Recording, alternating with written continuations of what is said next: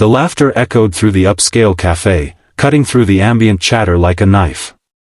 Melissa Bennett's perfectly manicured hand covered her mouth as she giggled with her friends, eyes fixed on the disheveled man struggling to calm his crying daughter while balancing a tray of spilled coffee. Little did she know that the man she was mocking, the one in worn jeans and a faded t-shirt, was Daniel Hayes, the silent owner of not just this café, but nearly half the buildings in their city. This moment would change both their lives forever. Before I continue this story that's about to take you on an emotional roller coaster, make sure to hit that like button and subscribe to the channel for more heartwarming stories of unexpected twists and life-changing encounters. Trust me, you'll want to see how this one ends. Daniel hadn't always been wealthy. 5 years ago, he was just another ambitious architect with dreams bigger than his bank account. Then came the inheritance from his eccentric uncle, a real estate mogul who had quietly amassed a fortune while living like a pauper. The inheritance came with one condition: Daniel must continue living modestly for 10 years, experiencing life as an ordinary citizen while managing the empire from the shadows. When his wife abandoned him and their 3-year-old daughter Emma after learning about the inheritance condition, Daniel's world shattered. "I didn't sign up to live like we're poor when we're not," were her parting words. Now it was just him and Emma, living in a modest apartment, driving a used car, and facing the judgment of people like Melissa. Melissa worked as a marketing executive at a firm housed in one of Daniel's buildings. Ambitious and image-conscious, she had climbed the corporate ladder through determination and, some whispered, by stepping on others along the way. Her laughter that day wasn't an isolated incident, it was part of a pattern of judgment she cast on those she deemed beneath her social standing. After the cafe incident, Daniel found himself repeatedly crossing paths with Melissa. They shared a dry cleaner, frequented the same park where Emma loved to play, and even shopped at the same grocery store. Each encounter left Daniel feeling increasingly frustrated with her condescending attitude. Everything changed on a rainy Tuesday evening. Daniel was leaving his secret downtown office, the only place where he conducted his business empire affairs, when he spotted Melissa stranded outside the building, drenched and frantically trying to hail a cab. "Need a ride?" he offered, pulling up beside her in his modest sedan. Melissa hesitated, recognition dawning in her eyes. "You're the coffee shop dad." "And you're the woman who laughed," Daniel replied simply. Shame colored her cheeks. "I'm sorry about that. It's been a terrible day, and I'd really appreciate a ride if the offer still stands." During that ride, Daniel learned that Melissa had just been passed over for a promotion she'd worked toward for years.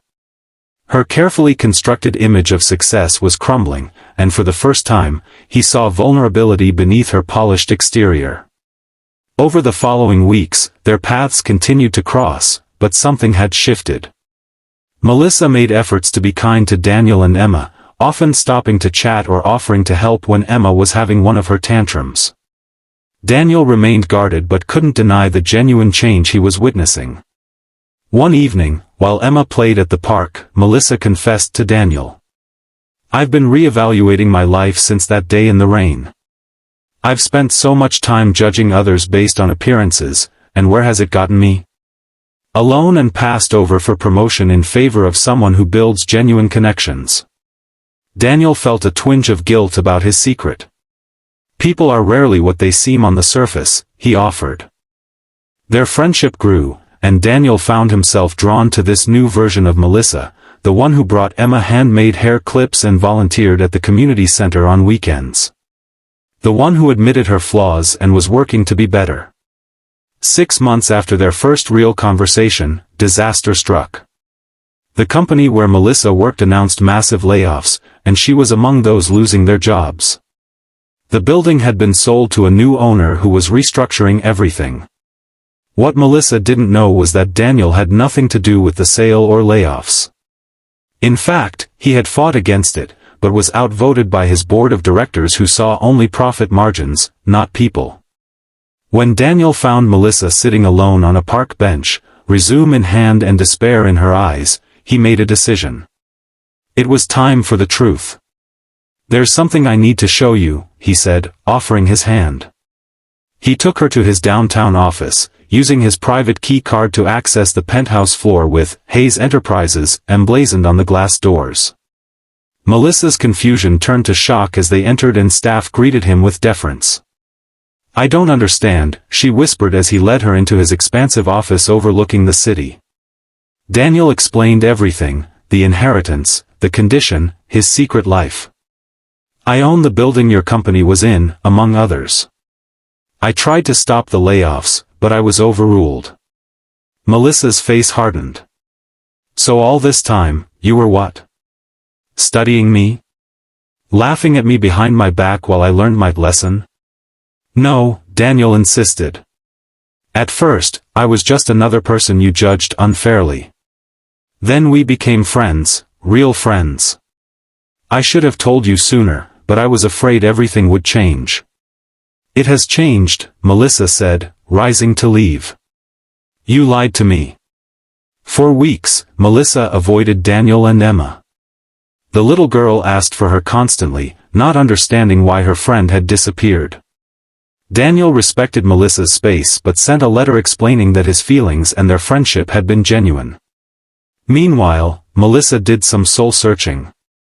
She realized that before meeting Daniel, she might have done exactly what she accused him of, used someone's vulnerability against them.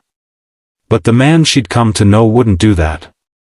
The man who patiently braided his daughter's hair, who volunteered at the homeless shelter, who remembered how she liked her coffee, that man had shown her a different way to live. 3 months later, Daniel was surprised to find Melissa waiting outside his apartment building, a children's book in hand, Emma's favorite. "I've missed you both," she said simply. "And I've been thinking about what really matters in life. It's not appearances or status. It's connection.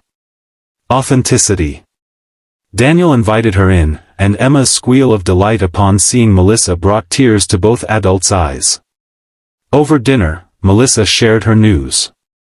She'd started a small marketing consultancy focused on helping local businesses, the very businesses that Daniel secretly supported through his foundation. "I want to build something meaningful," she explained.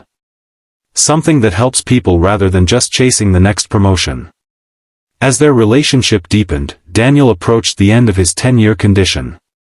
He worried about how wealth might change things between them, but Melissa had proven that she had truly transformed.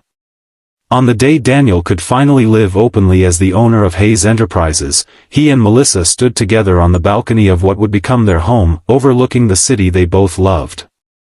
"You know," Melissa said, leaning against him, "the woman I was that day in the café would have cared about all this." She gestured to the expanse of buildings, many bearing the Hayes name. "But the woman I am now only cares about you and Emma." Daniel smiled, pulling her close. "That's why I love you. You see me, not what I own." Their journey from judgment to genuine love reminded everyone in their circle that true wealth isn't measured in property or possessions, but in the connections we build and the growth we embrace. The woman who once laughed at a struggling single dad found her greatest happiness when she opened her heart to see the person beyond the appearance. And as for Emma, she grew up understanding that kindness matters more than status, that second chances can lead to beautiful beginnings, and that sometimes, the most valuable things in life are invisible to those who only look at the surface.